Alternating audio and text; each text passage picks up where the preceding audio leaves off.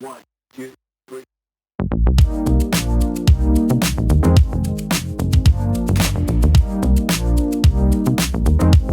So when I review a phone, I tried to pull out a narrative. Why was this phone made? Who is this phone for? And with the Galaxy Note 9, that narrative was in praise of incrementalism. Effectively, the Note 9 was just better than any Note before it. It had a bigger screen, a bigger battery, more storage than pretty much any phone at the time. And the Note 10 Plus isn't all that different. It's still got a bigger screen, a bigger battery, faster storage. I was inclined to call this in praise of incrementalism part 2. But you know, the more I thought about it, the more I felt like these improvements were driven by design first, not necessarily by sheer improvement. Let me explain what I mean. When you look at the Note 10 Plus, I do think it's one of the prettiest phones Samsung has ever made. You've obviously got that beautiful Aura Glow color on the back. It's thinner than pretty much any phone Samsung's ever made, and you've got this wrapped glass around the side. But all of these things were design forward thinking, not necessarily that power user gamer type phone that we've seen in previous years.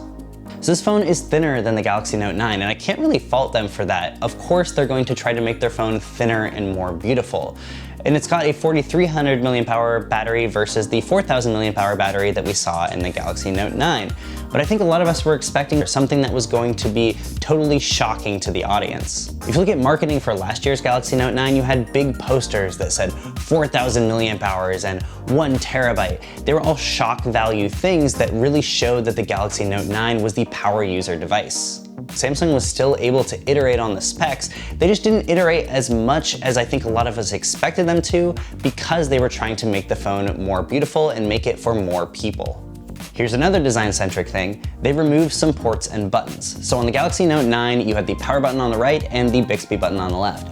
Well, they've pretty much removed the Bixby button and they've moved the power button to the left, so now you've got a phone with a right side that has no buttons at all. And I thought that it would be weird to turn the phone on with my index finger on the left side of the phone, but it actually feels really natural and I don't find myself missing that power button that was on the right side of the phone. And in their effort to make that single slab of glass, they also got rid of the headphone jack. And I'm probably going to rail on them for a very long time about this, because the headphone jack is part of what made the Samsung Note a Samsung Note. But again, Samsung's trying to go after the mass market for this phone. So they're trying to have the least amount of buttons possible to make it as beautiful as possible. They're trying to have the least amount of ports as possible, for better or for worse.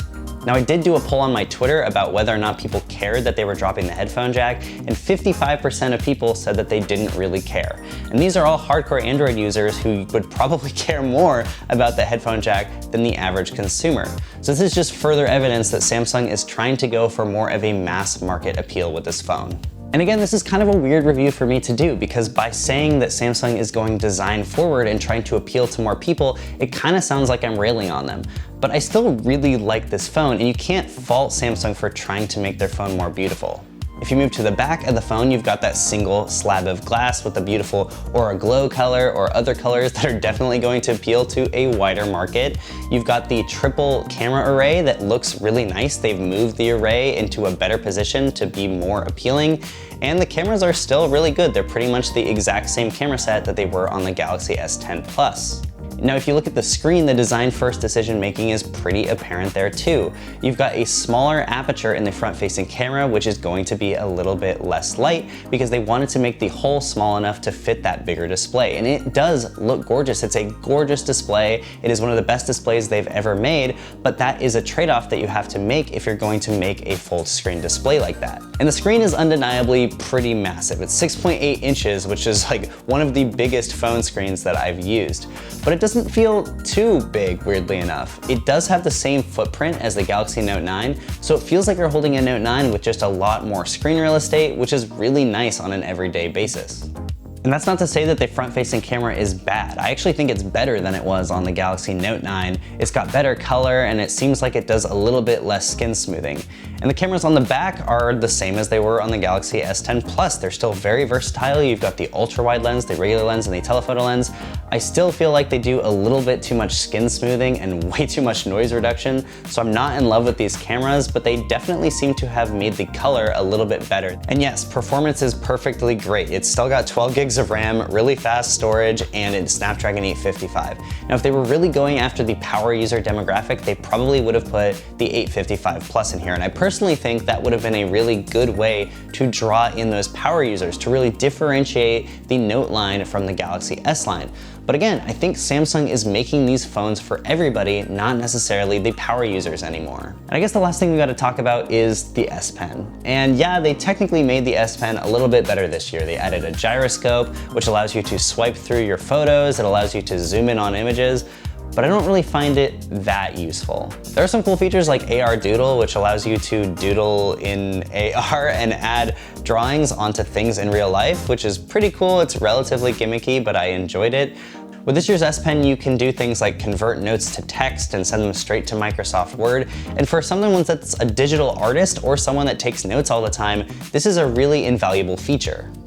And now we finally get down to price. And the Galaxy Note 10 Plus starts at $1,100. And I kind of think Samsung was a little bit between a rock and a hard place with this phone, because the Galaxy S10 Plus started at $1,000. And they couldn't really make this phone cheaper than the Galaxy S10 Plus. Now, yes, that phone did launch 6 months ago, but its MSRP is still $1,000. So it's kind of difficult for Samsung to charge the same or less when this phone has significantly more features and it's a Note. It's supposed to be the more expensive phone. Now, if you're a power user that wants it all, there are other phones that'll probably satisfy you pretty well, like the Asus ROG Phone 2. That thing does have an 855 Plus, it also has a ton of storage and a ton of RAM, and it will probably do you just fine. But I feel like Samsung's going after all the users who want the power, not the power users who want it all. And that's especially evident in the regular Galaxy Note 10. That thing has a 1080p screen, it's got a smaller battery, and it doesn't have micro SD card expansion. But you know what? I don't think regular people are really going to notice or care about those things. They just want a beautiful phone that does everything really well, and if it has a pen, that's good enough for them.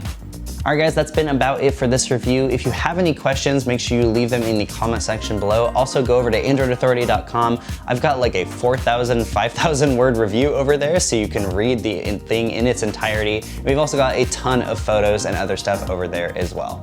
So until the next video, I'll catch you later.